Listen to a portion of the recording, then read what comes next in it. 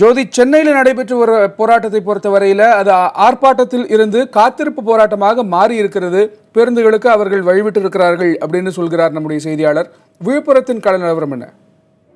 கணேஷ், அதாவது விழுப்புரத்திலும் தமிழகத்தில் ஓய்வு பெற்ற அரசு போக்குவரத்து ஊழியர்கள் கடந்த டிசம்பர் மாதம் முதலாக தங்களுக்கு வழங்கப்பட வேண்டிய ஓய்வூதியம் இதுவரை பாதி பணம் வழங்கப்பட்டதை கண்டித்தும் மீதி தொகையை உடனே வழங்க கோரியும் கிட்டத்தட்ட 2012, 2013 ஆண்டுகள் முதல் ஓய்வு பெற்றவர்களுக்கு விடுப்பு சரண் வழங்க கோரிக்கை உள்ளிட்ட 13 அம்ச கோரிக்கைகளை வலியுறுத்தி கடந்த டிசம்பர் மாதம் முதலே தொடர்ந்து போராட்டத்தில் ஈடுபட்டு வருகிறார்கள்.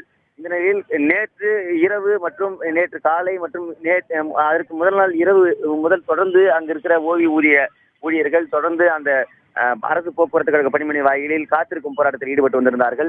இந்த நிலையில் இன்று காலை அவர்களுக்கு பல்வேறு தொழிற்சங்கங்கள், அதாவது குறிப்பாக திமுக தொழிற்சங்கமான தோமுசா மற்றும் கம்யூனிஸ்ட் கட்சிகளின் தொழிற்சங்கமான சிஐடியு போன்ற தொழிற்சங்கங்கள் அவர் தொடர்ந்து ஆதரவளித்த நிலையில் இன்று காலையிலிருந்து சுமார் 4 மணியிலிருந்து விழுப்புரம் 2-3 பணிமனையில் இருந்தும் பேருந்துகள் வெளியே செல்லாமல் நுழைவாயில் தொடர்ந்து காத்திருந்து தங்களுடைய போராட்டத்தை நடத்தி கொண்டிருந்தார்கள். அதனால் பெருமளவு அதாவது பேருந்துகள் வெளியே செல்லவில்லை என்று சொல்லலாம். தற்போது காவல்துறை மற்றும் போக்குவரத்து தொழிலாளர்கள் பேச்சுவார்த்தை நடத்தி தொடர்ந்து பேருந்துகளை அனுமதித்திருக்கிறார்கள்.